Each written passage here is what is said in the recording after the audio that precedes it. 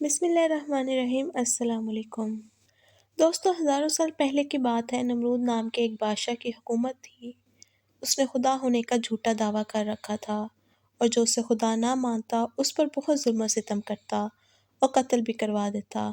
اس دور کے نبی حضرت سیدنا ابراہیم علیہ السلام بھی نمرود کو خدا نہ ماننے کی وجہ سے آگ میں ڈالے گئے، مگر اللہ پاک کے حکم سے وہ آگ آپ علیہ السلام کے لیے ٹھنڈی ہو گئی اور آپ محفوظ رہے۔ آپ علیہ السلام کو آگ میں ڈالے جانے کے کچھ دن بعد سخت قحط پڑا اور کھانے پینے کا سامان ختم ہو گیا۔ لوگ نمرود کے دربار میں جا کر اناج کی درخواست پیش کرتے۔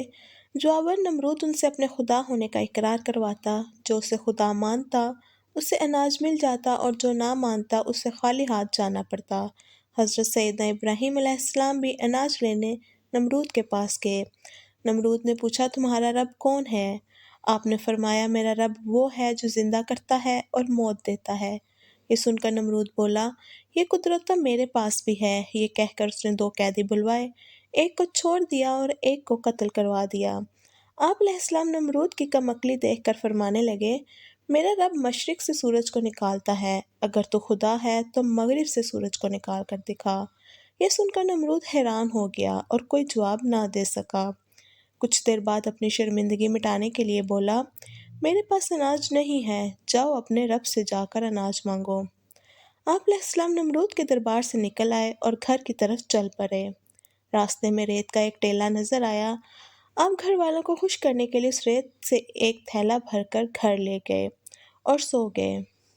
اللہ کی شان دیکھیے کہ آپ کی بیوی حضرت سیدنا سارہ نے تھیلا کھولا تو وہ آٹے سے بھرا ہوا نکلا۔ انہوں نے فوراً روٹیاں بنائیں اور آپ کو جگایا۔ روٹیاں دیکھ کر آپ علیہ السلام بولے، یہ کہاں سے آئی ہیں؟ انہوں نے کہا، یہ اسی آٹے سے بنائی جو آپ تھیلے میں بھر کر لائے تھے۔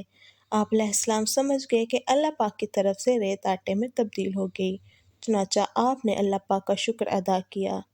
ادھر اللہ پاک نے انسانی شکل میں ایک فرشتہ نمرود کے پاس بھیجا۔ فرشتے نے اس سے کہا، تیرا خدا کہتا ہے تو مجھ پر ایمان لے آ، میں تیری بادشاہت برقرار رکھوں گا۔